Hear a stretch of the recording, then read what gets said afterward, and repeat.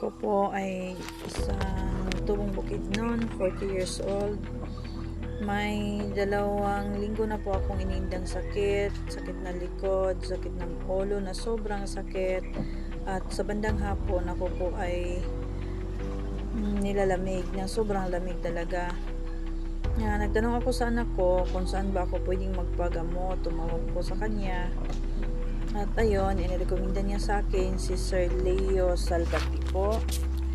Ay, nag-message po kami at saka agad-agad naman po siya nag-reply sa akin.